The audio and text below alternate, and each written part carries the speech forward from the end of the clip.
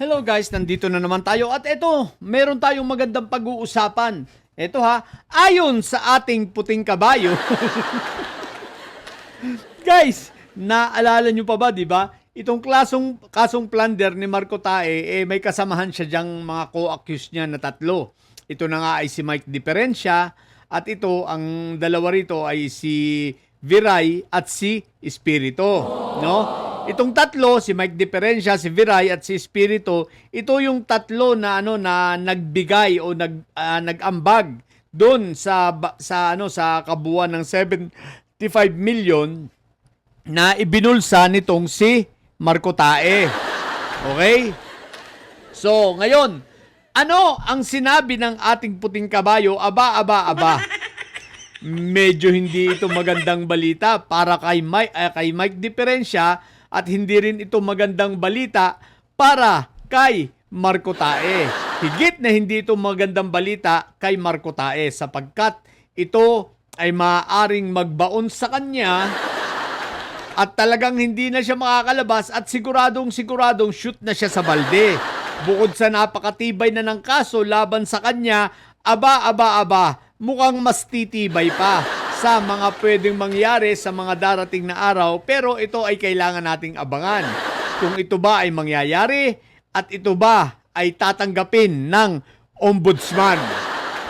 Pero palagay ko, ito ay kasama na rin sa plano ng ombudsman. Bagamat hindi nila sinasabi, pero palagay ko, ito ay kasama sa kanilang mga move at strategy. So palagay ko, ine-expect na nila ito. Ine-expect na nila ito na ito ay parating at ng isang pa nila ang kasong ito baka ito ay hindi natin alam, baka kasama na talaga sa kanilang mga plano. Kumbaga, sa ayaw at sa gusto nyo, kung gusto ninyo, ito ang mangyayari. Kung ayaw nyo naman, ito ang mangyayari. Ang tinutukoy ko ay patungkol kay Espirito at kay Viray. Okay. Ayon sa ating puting kabayo, ito daw si Espirito at si Viray ay mukhang medyo napapaisip na. Ano ang iniisip nila? Iniisip nilang kung pwede silang makapasok sa Witness Protection Program or maging state witness. Maging state witness laban dito kay Marco Tae. Ang sinasabi pa lang ay si Marco Tae dahil sila naman ay direktang nagbigay kay Marco Tae, so wala silang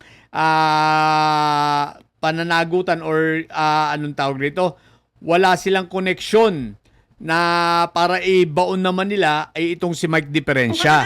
Ito lamang ay kay Marco Tae. Bakit kamo?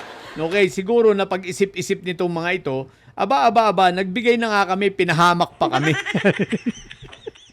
Kung ikaw man na nasa katayuan ni Viray at ni Espirito, mapapaisip ka talaga. Kayo na nga yung nagbigay, bakit kayo pang napahamak? Bakit kayo pang inilubog? Bakit kayo pang itinuro? Di ba? Sa katangahan, sobrang katangahan nitong si Marco Tae nga, sobrang kabubuhan, isipin mo, idinamay pa sila. Hindi natin maaaring ang intention nila, talagang magbigay, mag-contribute para sa para sa campaign, nitong si Marco Tae. Ang problema kay Marco Tae nga, hindi inilagay sa sose. So, hindi natin alam ang totoo kung ayaw talaga nitong mga ito magpalagay sa sose o baka naman talagang si Marco Tae ang gusto lang ibulsa. Ngayon, ganito nga. Ayon sa ating puting kabayo, itong dalawa raw ay nangungurumbiste at parang gustong lumapit sa ombudsman at mag-apply. Sapagkat sila ay na-inspired. Na-inspired, Sila ay inspirado. What the heck? Bagamat ang pangit ng inspirasyon nila, na-inspired sila sa ginawa nitong si Bunuan na gagawing state witness nitong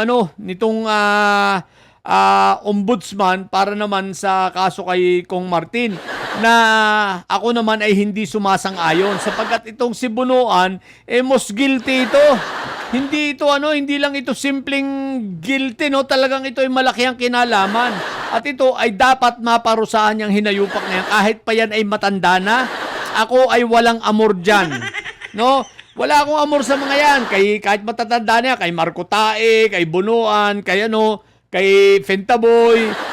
Gusto ko pa nga maghirap yung mga yan habang nasa kulungan, tadtarin ng buni. Di ba? Tadtarin ng buni, tadtarin ng pigsa. Di ba? Yung bang mahirapan talaga sila dahil sa kagaguhan nila at mga kawalang hiyang pinagagawa sa mga Pilipino. So sa bagay na yun, hindi talaga ako sang-ayon sa ginagawa ng ombudsman na yan na gusto pang gawing state witness itong si Bunuan, ano?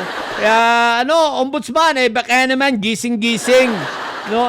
Pero eto si itong dalawa, si Viray at si Espiritu, mukhang ako ay sang-ayon, ha? Payag ako. Kung ako lang ang tatanungin, sang-ayon ako na itong dalawang ito, dapat lang mag-apply at talagang maging state witness at ibaon si Marco Tae. So ngayon, hindi ko alam ang magiging sagot ng ombudsman yan. Diyan ha, hindi ko rin alam kung lumapit na sila, nagbigay na ba sila ng feelers. Hindi ko alam kung mga negosasyon na nangyayari na. Basta't ang sabi ng ating puting kabayo, itong dalawa ay nag-i-interest na maging state witness laban kay Marco Tae. At kung yun ay mangyayari, tingin ko malaking tulong ito sa kaso at magbabaon pa lalo dito kay Marco Tae, no? So, talagang gustong-gusto ko, tuwan-tuwa ako na si Marco Tae ay makitang pinipigsa. Pinipigsa sa loob ng kulungan. Tuwan-tuwa ako na makita siyang hirap na hirap sa kulungan, pati si Bunuan, no? So, wala akong pakialam sa kanila kahit pa sila ay nagme-maintenance, mga hinayupak sila. Yung kayabangan nila, lalo si Marco Tae, yung napakayabang niya, nung siya ay nasa labas, akala mo untouchable o hinayupak ka. Na wala nang ipinagmamalaki lagi kundi yung kanyang relihiyon na feeling untouchable rin. Wala naman naipanalong rally. Diba? Diba? Tama ako, INC, diba? May naipanalo ba kayong rally? Wala naman Puro lang kayo yabang, puro lang kayo satsat. Pero wala kayong naipanalong mga rally-rally nyong yan.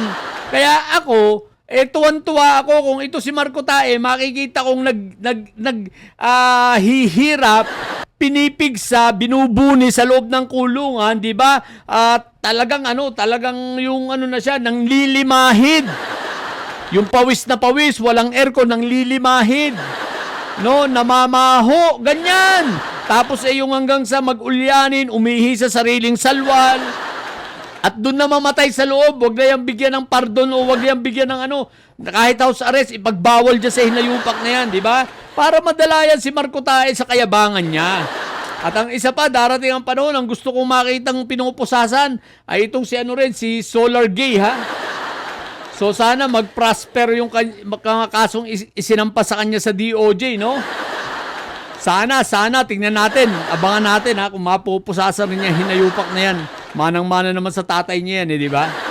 Anyway, so yun ang sinasabi ko, guys, ha? Tingnan natin, abangan natin. Basta kung ito ay magkakatotoo, aba, ang ganda nito. Isipin mo, si Viray at si Espiritu ay magiging state witness at kung ito ay papayagan ng Sandigang Bayan, makakalaya sila. Di ba? Pero witness sila. O, di ba? Kaya may pagkakataon pa talagang kung ikaw kay Viray at kay Espiritu, malamang-lamang mag-iisip ka talaga. Bakit ba isusugal yung iyong kalayaan at yung mga natitira mo pambuhay kung hindi ka pa namang katandaan sa loob ng kulungan, di ba ga? Kung pwede ka namang magsabi ng totoo, mo na lang, ituro mo na lang, ilubog mo na lang yan si Marco Tae. Total, yan naman talagang karapat-dapat makulong, di ba? At kayo naman, halimbawa, hindi naman kayo mga politiko, nagne-negosyo. Di bigyan nyo pa yung ng panahon at pagkakataon yung inyong sarili, wag ninyong bulukin dyan sa kulungan. Kaya tama lang yun kung kayo ay magdidesisyon at ito ay maa-approve ng ombudsman at i-approve kayo ng Sandigang Bayan, good job. At good luck sa inyo, di ba? At least, ilubog nyo si Marco Tae. Pabayaan nyo na si Marco Tae at si Mike Diferensya sa loob ng kulungan. Kaya kung yan ay totoong, ganyan ang inyong pinaplano at iniisip, ituloy nyo yan. Maganda yan, no? Hindi ko kayo sasalungatin dyan except si Bunuan. Si Bunuan talaga dapat ito, nabubulok sa kulungan tong hinayupak na ito. Diba? Wala akong pakialam kahit matanda pa siya. So, yun lang. So, abangan natin ang mga susunod na mangyayari sa mga bobong didilis yan ng mga may sayad na nyo. Ang tatay nyo ay preso, ang BP nyo ay bobo. Manatili kayo mga bobo at may sayad sapagkat ang may sayad ay laging high blood. Bye!